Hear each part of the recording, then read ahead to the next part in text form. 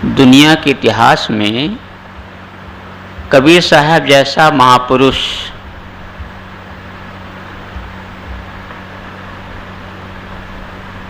जिनका कहने का अपना ढंग, स्टाइल, तरीका अद्भुत हुआ करता था, इसीलिए उनकी बातें लोगों को अपील भी किया करती थी। तो कहते हैं, सोम सदा ही उद्धरे दाता जाए नरक। कहने में, सुनने में बड़ा अटपटा सा लगता है। सदगुरु कहते हैं कि सोम सदा ही उद्धरे, मतलब जो सूम होता है, कंजूस, मक्खी चूस हैं कहते हैं उसका उद्धार होता है। और दाता जाए नरक, जो दानी होगा, उपकारी होगा, उदार होगा, दयालु होगा, कहते हैं वो नरक में जाएगा। बताओ क्या ये बातें लोगों को अच्छा लगेगा?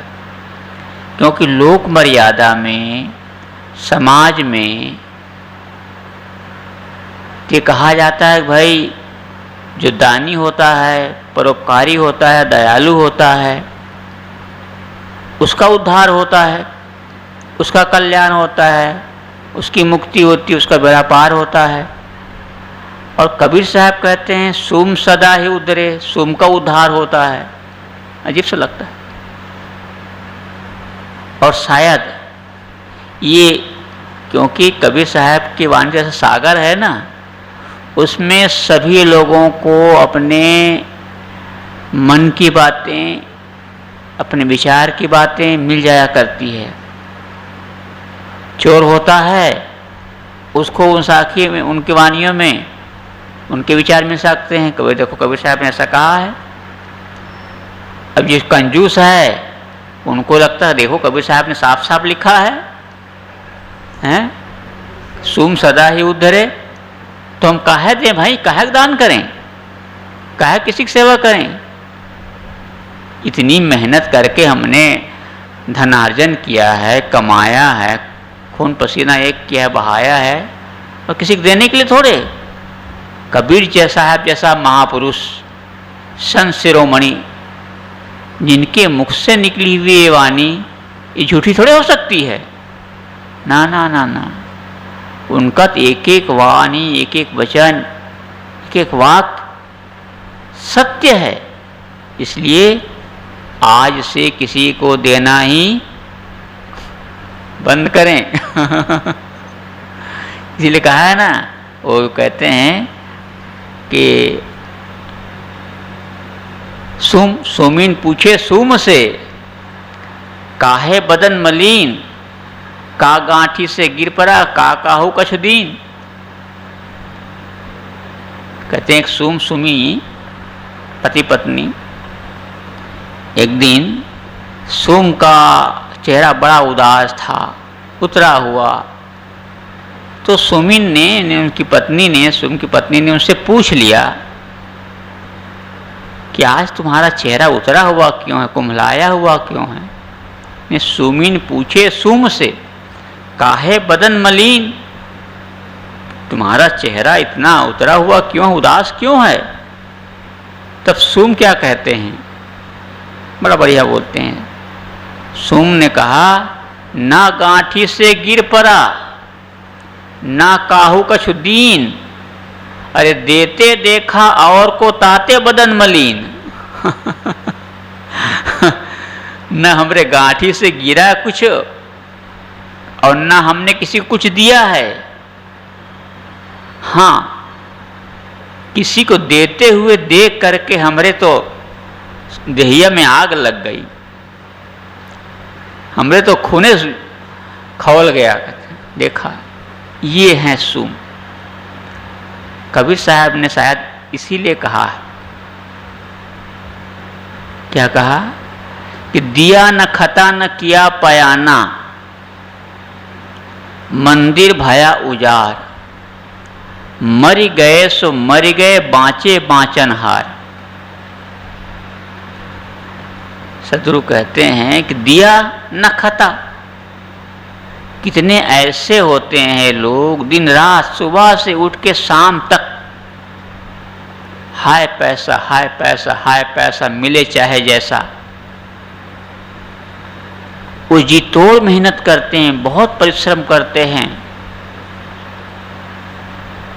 और एक पाई भी खर्च नहीं करते। इसीलिए लोग कहावत बन गई है कि चमड़ी जाए तो जाए लेकिन दमड़ी ना जाए। चमड़ी जाए तो जाए लेकिन दमड़ी ना जाए, ये कहावत बन गई। और सच्ची घटनाएं भी हैं। गुरुदेव जी इस प्रसंग को प्रायः बीच बीच में सुनाया करते थे कि सच्ची घटना गोंडा जिले की। एक बड़ा संपन्न आदमी, रईस समझिए, तो उनके बारे में एक कहा जाता है कि एक बार, ये इंदिरा गांधी की सरकार के ज़माने की बात है, जब इंदिरा गांधी प्राइम मिनिस्टर थे, तो उन सरकार को पता चल गया कि इनके पास अकुत संपत्ति है, ने बहुत संपत्ति, खजाना बहुत भरा हो इनके पास। हाँ, जरवल बाजार, देखिए साहब जी को नाम याद है। तो छापा मरवा दिया। अब छापा मरवाया तो पूरा दिन भर लग गया। उसमें महिलाएं पुलिस भी थी, जेंट्स थे ही। सब पूरा खजाना खाली के कई गाड़ियों में भरा, सोने चांदी जवाहर। कुछ महिलाएं पुलिस थी तो जो कुछ उनके मन में दया आई, जो महिलाएं आभूषण कुछ पहन वहन रखी थी उसको छुड़वा करके बाकी सब ले गए। तो जो बूढ़ऊ था, बूढ़ा मालिक, अब वो क्या करे, कुछ तो कर सकता नहीं क्योंकि सरकार पूरी मुस्तैद है। तो उन्होंने कहा ले जाओ भैया, ले जाओ। परवर के सब्जी का होते कभी जानित नहीं भैया, ले जाओ ले जाओ। इन्हें कि अच्छा खाना अच्छा पीना वो नहीं जानते थे। कबीर साहब यही तो कह रहे हैं, दिया न खता। अरे किसी को नहीं दे सकते थे, कहीं दान धर्म नहीं कर सकते, तो खुद तो अपने परिवार के लिए अपने जीवन में लगाते तो भी चल सकता था, लेकिन वो भी नहीं किया, नहीं खाया। अब ऐसे भी होते हैं जब कुछ लोग जाते हैं बाजार, तो बाजार जब उठने लगता है तब जाते हैं ताकि औने पौने सस्ता में मिल जाए। तो जिंदगी का सुख क्या है वो तो समझता ही नहीं आदमी। तो सदगुरु कहते हैं सुम सदा ही उद्धरे। जो सुम होता है उसका उद्धार होता है, उसका बेड़ा पार होता है। तो ऐसे लोग अर्थ का अनर्थ करते लोग, इसलिए विरोधाभास है ना इसमें, विरोधाभास, विरोध नहीं विरोधाभास, विरोध का आभास होता है।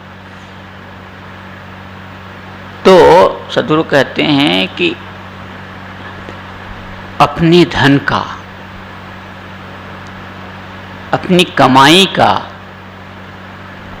कुछ हिस्सा परोपकार में लगाना चाहिए। ये लौकिक मर्यादा है समाज की, क्योंकि हम सब सामाजिक प्राणी हैं। समाज में जन्म लिए हैं, समाज में पले बढ़े हैं, समाज में जीवन जीना है। समाज से हट कर के नहीं जी सकते। कितना भी कोई होगा त्यागी, उस त्यागी के पेट में भी आगी लगी रहती है, अर्थात उसको भी भूख लगती है, उसको भी भोजन की आवश्यकता होती है, जिसे हम जठराग्नि कहते हैं। इसीलिए कबीर साहब ने कहा है कि कबीर भूख कुतिया है, कबीर भूख कुतिया है, करत भजन में भंग, एक टुक रोटी डाल दो, करो भजन निस्संग कहते हैं। कबीर भूख कुतिया है, यानी भूख चाहे रागी हो चाहे विरागी हो, चाहे साधु हो चाहे संसारी हो, पेट तो सबके पास है। और पेट है इसीलिए सबसे भेंट भी है। ये पेट ही नहीं होता तो लोगों से भेंट भी ना होती, इसी के लिए तो सारा करते हैं काम। ये ऐसा इसी हमारी नानी थी, वो एक बहुत अच्छी बात कहती थी। वो कहती थी अपनी भाषा में कि पेट का नाम जग जीता रे संगी, पेट का नाम जग जीता, सांझे खाए बिहाने रीता। कहते ये ऐसा पेट है, सुबह खाओ शाम को खा ली, शाम खाओ सुबह खा ली। तो इसी के लिए सारा लोग मारा मारी करते हैं, धंधापन किस लिए करते हैं? यदि पेट ही ना होता, खाने पीने की जरूरतें न पड़ती, तो कौन इस सब करता बकरा? जो काला बाजारी लोग करते हैं, घोटाला करते हैं, किस लिए करते हैं? इसलिए करते हैं।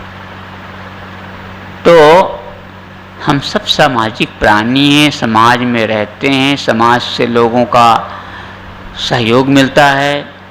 इसलिए किस लेखक ने लिखा है, यदि हम समाज में रहते हैं तो हमारा फर्ज क्या होना चाहिए? भले योग करें या ना करें, कोई ज़्यादा फर्क पड़ता नहीं। क्या? भले योग करो चाहे मत करो, लेकिन आपस में सहयोग जरूर करो। सहयोग ही सबसे बड़ा योग है। तो गुरुदेव जी ये कहा करते थे कि जो कपड़ा हमने पहना है, कपड़ा हमने बनाया नहीं, और जिस चीज़ से कपड़ा बना हुआ है वो कपास हमने नहीं तैयार किया, और जिस मकान में रहते हैं, जिन चीज़ों का उपभोग करते हैं, उपयोग करते हैं, क्या वो सारी चीज़ें हम बनाते हैं? जैसे भोजन ही ले लें, भोजन हम करते हैं लेकिन भोजन हम बनाए नहीं, साथियों ने भोजन बनाया। भोजन में जो सामग्री लगी है, उन चीज़ों का निर्माण भी हमने नहीं किया, किसी और ने किया। तो उन सब चीज़ों का जब हम उपयोग करते हैं तो अपने से जो बन सकता है, जो हम कर सकते समाज के लिए, वो करें, इसमें पीछे ना रहें। तो इस साखी का जो एक पक्ष मैं कह रहा हूं कि जब हम समाज में रहते हैं तो हमारा फर्ज दायित्व बनता है, कंजूस ना हो, उदार बन, उसकी इज्जत करेंगे, उसकी पूजा करेंगे। तो सद्गुरु कबीर की ये साखी बहुत ही मार्मिक और सभी साधकों हम सबके लिए बहुत ही मार्मिक है, उपादेय है, ग्राह्य है, अनुकरणीय है। हम सबको इसका पालन करना चाहिए। सोम सदा ही उद्धरे, दाता जाय नरक, कहें कबीरिया साखी सुन मत जाओ सरक। बोलिए सद्गुरु देव की जय।